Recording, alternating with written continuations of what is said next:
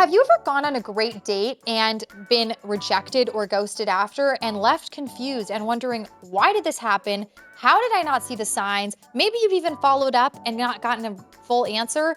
If you know someone who's gotten rejected, send them this episode because we're going to talk all about how you can respond to rejection and why rejection is actually a beautiful thing at the end of the day. So stay with me, and I'm excited to talk more on this topic. I'm Nellie Sudri, the #1 dating coach and matchmaker for high-value singles. I use data-driven solutions to help modern, successful singles find love in today's dumpster fire dating economy. So if you're ready to meet your person and get out of the dating game for good, you're in the right place. Welcome to the High Value Dating Podcast.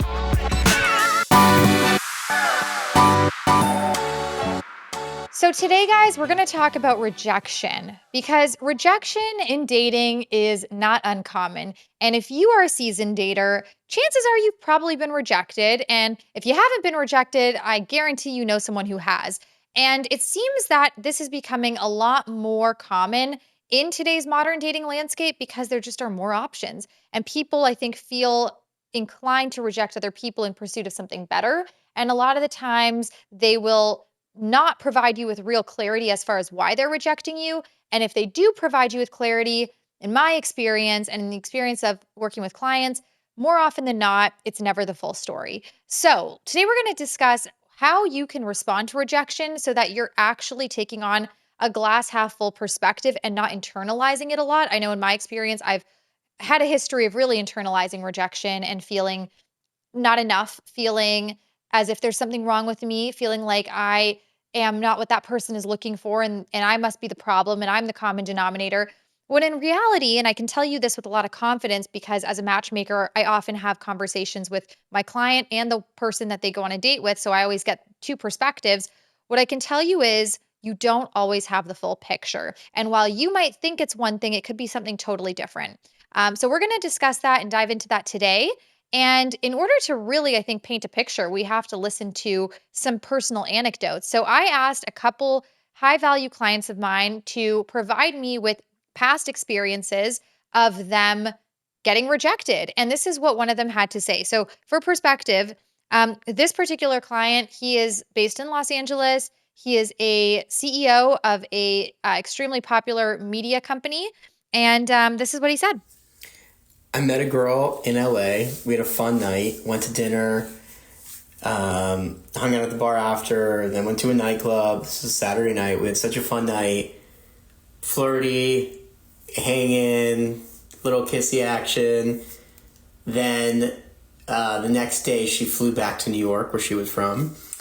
And we were texting, and I asked her if she wanted to have dinner in the city in New York with me next weekend, and she said yes. And we kept texting. I confirmed on Monday. Little fun banter on Tuesday. Wednesday, I told her I was excited to see her getting on a late night flight Wednesday night. I landed Thursday morning, texted her when I got into the city, didn't hear from her. Texted her. If you guys caught on to that, he made a plan. I always say it's great when a man has a plan. He made a plan. He coordinated the dates. He even got a ticket to go visit her, got on the flight, landed in New York City, texted her only to be ghosted when he touched down. Why is this a problem? Well, if you're anyone with common sense, because it's not human decency. But secondly, I believe in karma, and I believe that what goes around comes around. And if you are ever in the position that she was in, and you lead someone on like that, and you actually don't give them the common courtesy of an explanation, or at least a heads up to not get on that plane, I truly believe that in some way, shape, or form, that negative energy that you put that person through is going to boomerang back to you. Obviously, though, it doesn't soften the blow when you're in that position and you are on the other side of it, when you're on the receiving end and you're the one being rejected, right? What do you do then? This guy got on a flight to the other side of the country only to be left in the dust without any explanation. I mean, it's absolutely ridiculous. But how should he respond to that? He has every reason to be bitter. He has every reason to be upset. He has every reason to fall into that same mindset that a lot of men and women, in fairness, fall into of like hating the opposite sex, right? Well, all women suck or all women are users, right? A lot of people online, you hear that narrative. But here's what I have to say. Just because one person mistreats you doesn't mean that that person is a reflection of everyone in their group. When the wrong person walks out of your life, they make room for the right person to walk in. There's that famous quote, when someone shows you who they are, believe them. And in this case, she showed her colors. And as much as it sucked and as much of a waste of money as it was and a waste of time, at least he knows who she is. And if she ever tries to circle back, he doesn't, hopefully he won't waste his time. But it doesn't make it easy. This is modern dating for you. This is what it's like to be in the trenches and to be, someone who makes an effort and has interest in someone. I also think that leading someone on, if you really aren't interested, usually comes from a desire to have your own personal ego validated. And I see this with men and with women, right? Wanting attention, wanting that validation. And so they will keep someone sort of interested, but like not really let them in fully because they want to scratch that itch. That's fundamentally wrong, in my opinion, because if you're someone who's dating strategically and you're a high value single, you're going to respect other people's time. You're going to move through this world with an attitude of, I'm okay walking away from situations that don't serve me. And I'm confident enough to give someone the clarity because I respect people's time, just like I would want someone to respect my time. Now, in his case, this is a tough situation because he got to New York City, right? He was there. He had the date planned. Then what? Make the most of a negative situation is what I say. You're in New York. You've got, a couple days open that you were hoping to spend with this person. Get on the dating apps or go meet up with some friends that you might have in that city if you have any, or go to a bar and just start talking to strangers, right? Make the most of a bad situation by maximizing the time that you do have in putting it into new dating opportunities as opposed to mourning the one that fell through. Everything is energy in life. What you choose to exude energetically is going to come back to you. And so it's not always what happens, it's more how you respond, right? So if something like that happens, it's really easy to respond with negative energy. But if you respond with positive energy of like, you know what? The positive side is I actually had work to do and now I can do it. Or the positive side is I don't have to spend $500 on a dinner with a girl who obviously was never interested in me. I can take myself shopping, or I can go to a museum, or I can meet a woman while I'm in this great town who maybe is what I'm looking for. Now, I'm not saying this is easy, but what I am saying is everything is perspective. If you choose to respond with a positive perspective to a negative situation, you are keeping yourself on an energetic frequency that is going to put you more in alignment with the type of person that you are trying to attract. But yeah, I mean, it stings, it blows. I don't envy him. And I know a lot of people have had situations like this where someone has led them on and led them to believe that things are going in one direction only to pull the rug from under them at the last minute. Frankly, even speaking for myself, I've had this happen multiple times. There was a guy I was dating not too long ago, probably 7 months ago, and he had kind of promised me, all these exciting things that we were going to be doing. I invited him to a wedding. He agreed. Like we had, plans kind of rolling. And he had said to me, I'm so excited I met someone like you. And then I got a text out of nowhere saying, hey, I just don't see a long term future with us. And I tried to push for clarification and he ghosted me. So it happens, guys. It happens to the best of us. But here's what I'll tell you, more often than not, it is not about you, it's about them. And also, you don't really always know why someone's rejecting you. Someone could have rejected you because, and we'll go to the extreme here, they knock someone up, right? Maybe they knock someone up and they're too embarrassed to share that with you. Now, on the less extreme end, maybe they actually think you're too good for them. Maybe they have a fearful attachment style and they don't feel that they can live up to what you deserve. And so the only thing they know how to do is to pull away and to be a coward about it. Maybe they fear commitment. Maybe they fear losing their independence. Maybe they're dismissive, avoidant attachment style, right? That also doesn't have anything to do with you. It has something to do with them and their inability to really introspect on the things that perhaps are holding them back, right? Maybe they're seeking something superficial and you're a deep person. You really never know, and that's the point. And the story you tell yourself really matters, because if you tell yourself that it's you, that you're the problem, well, guess what? You're going to continue beating yourself up. Whereas if you choose to let go of the burden of the ghosting, right, and the lack of transparency, you actually step into a lot more of your power. Now, sometimes it is you, right? Sometimes someone ghosts you because maybe you said something inappropriate, or maybe you did something that was wrong, or maybe maybe you didn't show up the way you should have showed up for that person in that environment, and maybe they ghosted you. Now, I'm not a proponent of ghosting, but in that case, look at it as a lesson. That is still looking at the glass as half full. When you take that experience and you say, you know what? I understand that this didn't work out, but it's a great lesson for me, because next time a great person comes along, I know what I have to do. I know that I have to come correct or show up as the best version of myself, right? But yeah, I mean, everything in life, I think, is either a lesson or a blessing. And I always say rejection is really just redirection. And you don't always see that in the immediate. Sometimes it doesn't come for months or even years.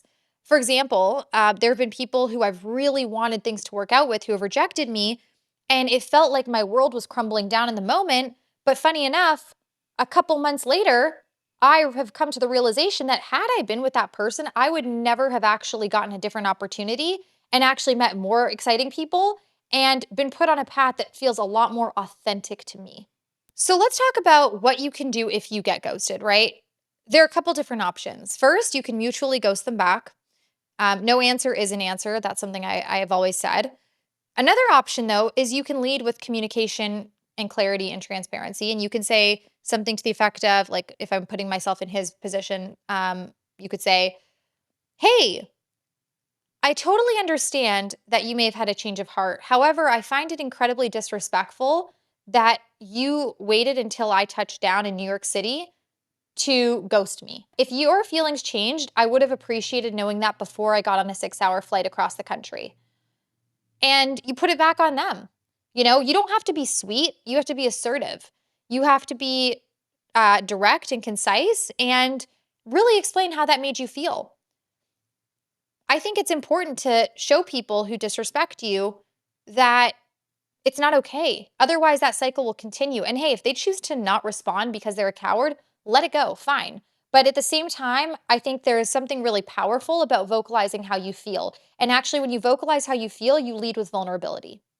So that's what I would say. I would say if it bothered you, you can respond in a concise and assertive way, like I said, and just let them know that that's not okay. And you would have really appreciated if they had told you earlier.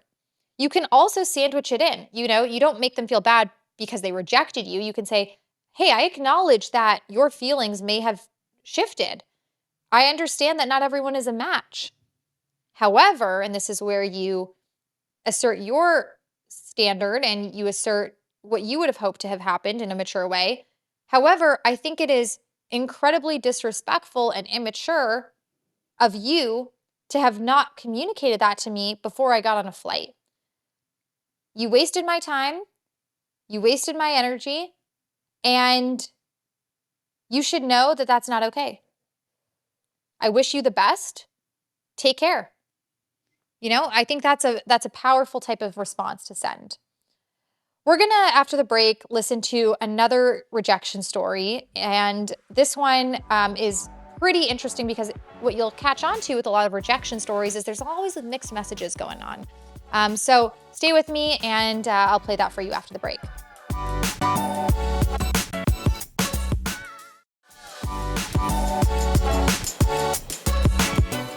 Thanks for staying with me through the break, guys. So as mentioned, rejection is often rooted in mixed messages. And to really paint a picture, I'm going to share another story that came in from one of my clients, my matchmaking clients, of a girl that I set him up with.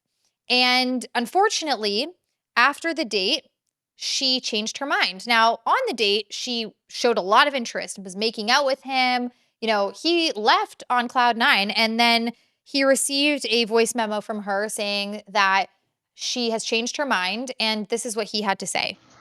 Hey, so I just got that audio message from, I don't need you to play the role of therapist, but I'm really bummed and disappointed. I feel like, to be honest, really surprised. I mean, I felt like she kind of made a move on me, and I don't need someone to be obsessed with me. It's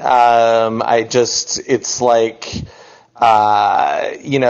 it sounds like she's just not really in. I mean, she talks about if her soulmate comes into the picture. I think, if you're not in a place to be receptive to something serious, I don't take it personally. It's just more so I don't think she's really ready. I don't think she's really serious for a relationship. And then it's like, why are you going on matchmaking dates if you're not really ready for something, and I guess some women just will like the idea that they're being kind of courted, but I guess I don't know. Yeah, I don't know how you weed out people who are serious versus not serious. It's just, again, I don't think it's me. I think it would be any guy. I think I think the failure rate of any great guy that you put in front of her would be 99%, and it's like, how do you operate with that?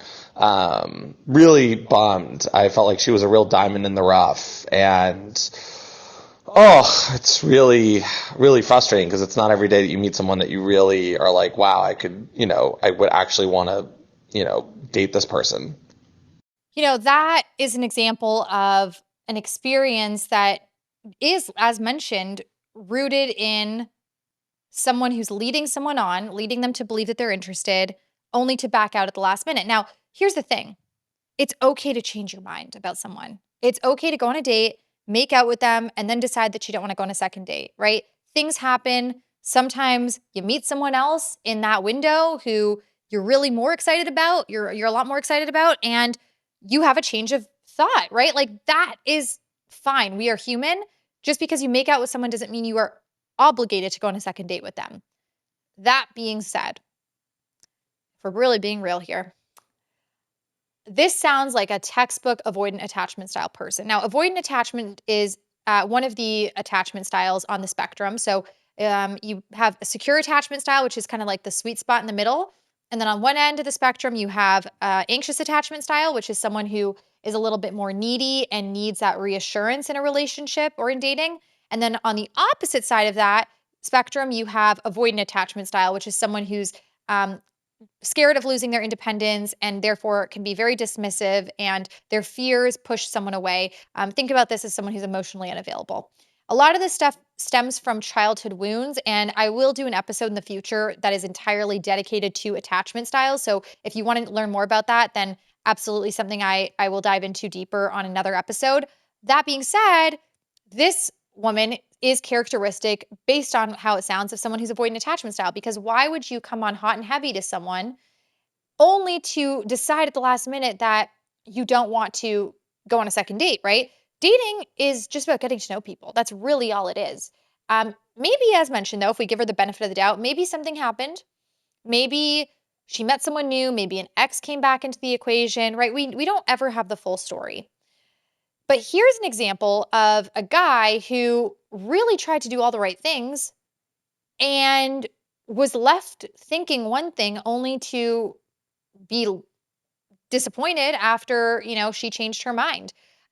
For further perspective, he did respond to her, and I actually think he probably could have been a little bit more concise in his response, because it almost seemed like he was egging her on a little bit in terms of wanting an explanation. And in fairness, I've been there myself, where I've really wanted to know the reason. What I've come to realize, though, in doing this for a long time, is especially when it's coming from an avoidant attachment style person, more often than not, you're not going to get the reason. Because sometimes the reason is painful, sometimes it's insulting, sometimes it requires deep introspection, right? And actually, someone to say, oh, you're a great person. I just have my own insecurities that I have to deal with, right? A lot of people have too much pride to say that.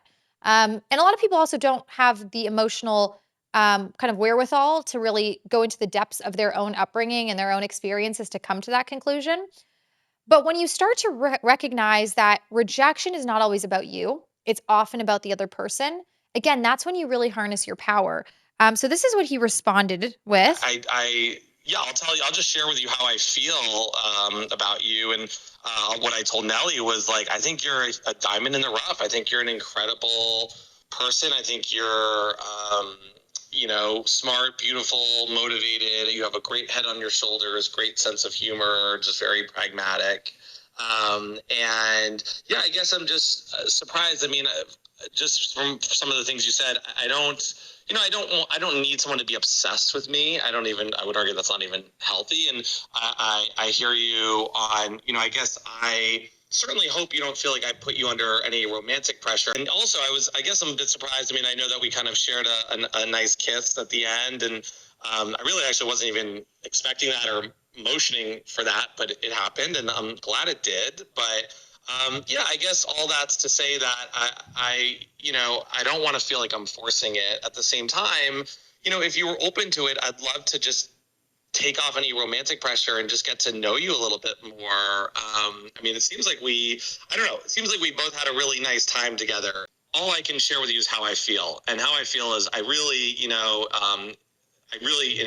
care about, I mean, I really like you.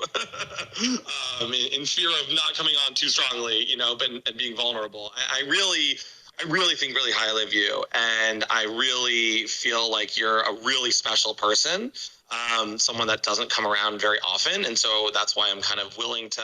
I'm just going to pause there because this goes on and on and on. And here's what I have to say. I give him massive kudos for leading with transparency and vulnerability because it is so easy to just go back into your shell when someone rejects you. But fighting for someone and really putting your emotions on the line and being honest, I think takes a lot, and it really shows a high degree of emotional maturity. I think there's a balance though with doing that while keeping it concise, right? Getting your point across, but not being super long winded about it. Now, I don't fault him at all for sending her that message, by the way, but I just think it maybe could have been shorter. But regardless, he did, have a lot of kind words to say to her, and he's a great guy, and maybe he's not the guy she's looking for. But again, dating is about getting to know someone. And I think where a lot of people go wrong in dating is they put a lot of pressure on the first date, right? And if it's an automatic yay or an automatic nay. And I'll tell you in my experience, it is so interesting when you get to know people, especially on a friendship level first, because you realize that everyone has layers. And on first dates, it's very easy to just judge someone based on what the external layer is, but you really don't know someone until you know someone, until you've seen them really, go through situations. And part of dating strategically is giving people chances who already meet certain criteria. That's the asterisk, right? So they went on a matchmaking date because they both, based on what was on paper and presented to them, were interested. So it wasn't like she didn't know what religion he was, or she didn't know how tall he was, or any of that, right? They had a level of mutual agreement prior to going on the date. Obviously, there was a level of attraction there as well because they made out. Where we see a lot of this ghosting and rejection is people pulling away prematurely before actually getting to know someone. And I'll say this too, as someone who's been on the receiving end of rejection and has led with transparency and wanted to, be vulnerable in hopes that that person would change their mind, you have to also go into that knowing that while it's great, I think, to be that way, you very well may not still get that person to come around, and they may not change their mind. But this is where some of the spiritual elements come in of really trusting that you are being divinely guided. And while it feels painful in the moment, and it's really hard to go on a date, be vulnerable, open up, be physical, even as far as making out goes with someone, and then have them reject you, right? That's a tough thing to go through. Reminding yourself of those things we talked about, right? It's not always you. Sometimes it's them. Sometimes they are emotionally incapable of providing you with what you need. More often than not, I would argue that they are. Secondly, really holding on to that unwavering belief in those moments that what is meant for you will find you, it will see your value, and it will fight for you.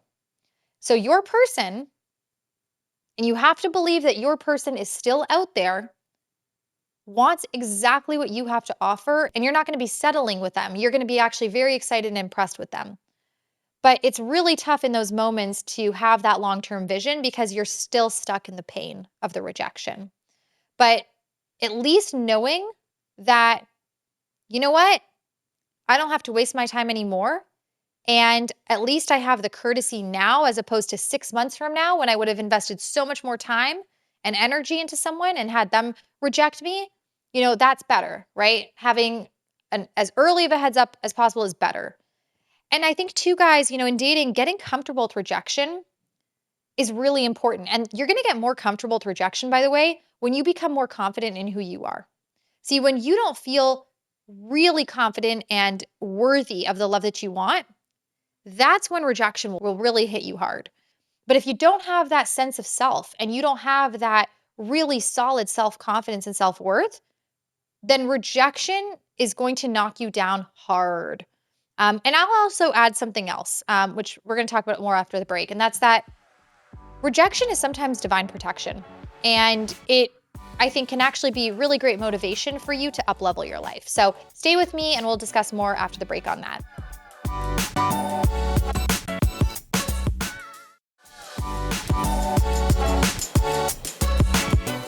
Thanks for staying with me through the break, guys. So as I mentioned right before we went to break, part of rejection and really having a glass half full perspective on it is understanding that often it is you being protected. The universe hears conversations that you're not always privy to. It sees things that you don't always see. And it is protecting you from things that maybe actually would have broken you down even more. And so, really having that unwavering trust that everything happens for a reason, even if you don't know what that reason is in the moment, will help you get through rejection, I think, and actually propel you to being a lot better and more successful in your dating life so you can ultimately meet your person. Secondly, sometimes rejection is the fire in our belly that we need to actually start making progress toward our goals. I can tell you in my experience, when I've been rejected before, I've often internalized it as, oh, it's because I'm not XYZ enough, right? I'm not fit enough, successful enough, whatever enough, right? Insert what you feel perhaps not enough in. And then leaning into that and saying, okay, why do I feel that way? And what can I do to not feel that way? Example, maybe you feel you were rejected because the woman that you liked, perhaps you believe that she perceived you as not being successful enough. Now, a different perspective on this that I sometimes feel can be used for good is success is the best revenge, right? So becoming so good that you feel like you were actually the one who lucked out on them walking away is ultimately where you want to end up. So it's like, okay, use that as motivation. Use that as motivation to grind. Use that as motivation to do that thing that you've been putting off, whatever it is that makes you feel more empowered. Now, another school of thought is reminding yourself that you are enough and that they missed out. It's really ultimately up to you, but I'm just trying to equip you with different tools that will help you get through the rejection because not everyone can just tell themselves, yeah, I'm enough and be good. Sometimes feeling like you're enough means actually doing the work that is going to put you in that place of actually embodying the energy that you want to embody when it comes to being the best version of yourself, right? And if you feel that you're lacking and if you feel like you are not enough, then what can you do to really build that muscle up? And it's not about the other person, by the way. This is where you take that rejection and you leverage it as feedback. Now, perhaps that person's opinion doesn't really matter to you. Okay, you don't have to lean into that, right? But what really you don't want to do when you get rejected is take that rejection and use it as data that you feel defines you. Someone's perspective on you is just their perspective on you. It might not be even remotely close to what or who you are. And when you give someone power in those experiences of like, oh, well, it must be because of XYZ, therefore they're right, therefore I'm this, that's where you lose. You write your own story. You tell yourself the narrative you want to hear every day. Because guess what? That story is what's guiding you through life. So you might as well tell yourself a story that serves you. And if this person who rejected you, by the way, is really meant for you and you truly believe it, you got nothing to worry about because they'll find their way back. I have often sought out people who represent someone that my family would like. And if that person rejected me, I would feel like, oh, it's because I'm not enough for my family. Where does that come from? That's the question. Where does that come from? Why does that matter so much to me? See, when you go through this process of really digging deep into the inner corners of your soul, that's when the healing starts. Because that's where the introspection lies. It actually will help you recover and work through those problems and rid yourself of the weight that that rejection is placing on you. So, just to recap, I know we talked a lot about rejection, but just to recap, first of all, be the energy you want to receive. So, if you don't want to get ghosted, don't ghost someone. If you want someone to lead with transparency in your dating life, then you be the type of person that leads with transparency in your dating life, right? Be the change you want to see in dating, essentially. And also, secondly, how you respond to rejection is the most important component of the entire event that took place. Are you going to let that rejection define you, or are you going to let that rejection redirect you? Are you going to look at it through a half glass full perspective? Like, you know what? This sucks. But on the bright side, at least now I know that they're not my person and I don't have to waste more time. And at least this happened now and not 6 to 12 months later. Another good way of reframing rejection is telling yourself a story that serves you. And I also will say, much like the example shared earlier, if someone rejects you, don't feel like you can't ask why. Now, like I mentioned, you might not always get the answer you want. You might not get the answer that's true either. But there's nothing wrong with leading with vulnerability. In fact, I think when you do, you're actually practicing and teeing up for the relationship that is going to be the one for you. Because it shows that you are operating in that dating mindset of, no, I want something serious and I'm not afraid to be honest about my intentions. And remember, sometimes, I would argue almost always, rejection is protection, right? You don't know what could be going on in that person's life. You really don't know someone until you really know them. And it's so easy to romanticize a situation and create a delusional, and I mean that with love, perception of someone who you haven't met because they're only showing you the best side of themselves, but you don't know what's going on in their life. They could be hundreds of thousands of dollars in debt. They could have a whole other family. They could have gotten someone pregnant. They could have an STD. They could be just a negative person, or they could just not be the person for you. But often rejection is laced with little nuggets of knowledge and lots of insights, either about ourselves or the patterns in terms of who we're trying to partner up with, that if we lean into, we can actually heal from and ultimately put ourselves on a better path to meet the person we're meant to be with. Which reminds me, if you have any dating experiences that you want to share on the podcast, either anonymously or not, please send them to me over voice note in my DMs. You can find me on Instagram at ask.nelly, and you might be featured in an upcoming episode. If you enjoyed today's podcast episode, though, please make sure to rate and subscribe to us on whatever platform you're listening to it on, Spotify, Apple, or YouTube. And I am looking forward to talking to you in the next episode. Bye.